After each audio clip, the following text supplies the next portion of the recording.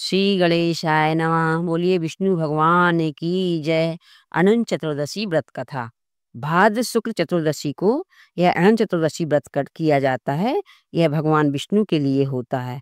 अनंत चतुर्दशी के दिन गणेश जी का विसर्जन भी होता है, इसलिए ये बहुत महत्वपूर्ण तिथि होती है। इसकी कथा इस प्रकार है। भाद्र शुक्ल चतुर्दशी को शेष शैया पर क्षीर सागर में सोने वाले विष्णु भगवान की पूजा की जाती है। पूजा के अंत में निम्न मंत्र अनंत सर्व नागान नामधिपः काम सर्व कामदः सदा भूयात प्रसन्नो में भक्तानाम भयंकरः से प्रार्थना करनी चाहिए। यह विष्णु कृष्ण रूप हैं।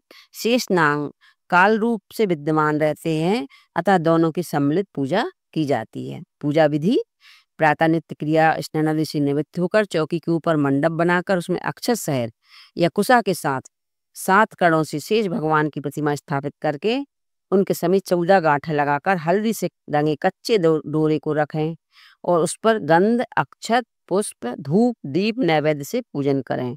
तत्पश्चात अनंत देव का ध्यान करके शुद्ध अनंत को अपनी दाई भुजा में धारण करना चाहिए। यह धागा अनंत फल देने वाला है। कथा: महाराज युधिष्ठिर ने जब राजसूय यज्ञ किया, उस समय यज्ञ मंडप इतना मनोरम बनाया कि जल स्थल की भिन्नता प्रतीत ही नहीं होती थी। कहीं से टहलते टहलते दुर्योधन भी उस यज्ञ मंडल पे आ गया। द्रौपदी ने यह देखकर उपहास करते हुए कहा, अंधों की संतान तो अंधी ही होती है। यह बात उसके हृदय में बाण जैसी लगी तथा उसका बदला लेने के लिए उसने मन में ठान लिया। कुछ दिनों के बाद ही उसने पांडवों को बुलाकर दूत क्रीड़ा में परास्त किया। हार होने पर उन्हें प्रतिज्ञा अनुसार 12 वर्ष का वनवास दिया। एक दिन भगवान कृष्ण जब मिलने गए तब युधिष्ठिर ने सब वृत्तांत सुनाया। उसे दूर करने का उपाय पूछा। तब कृष्ण बोले कि विधि पूर्वक अनंत भगवान का व्रत करो, तुम्हारा खोया हुआ राज्य तुम्हें पुनः प्राप्त हो जाएगा। इसके बाद श्री कृष्ण ने एक कथा सुनाई। प्राचीन काल में सुमंत नामक एक ब्राह्मण के सुशीला नाम की एक कन्या थी। ब्राह्मण ने बड़ी होने पर उसका विवाह कौंडिन्य ऋषि के साथ कर दिया। कौंडिन्य ऋषि सुशीला को लेकर अपने आश्रम की ओर चले। रास्ते में ही संध्या हो गई। ऋषि नदी के किनारे संध्या करने लगे। सुशीला ने देखा वहीं पर बहुत सी स्त्रियां किसी देवता की पूजा कर रही हैं।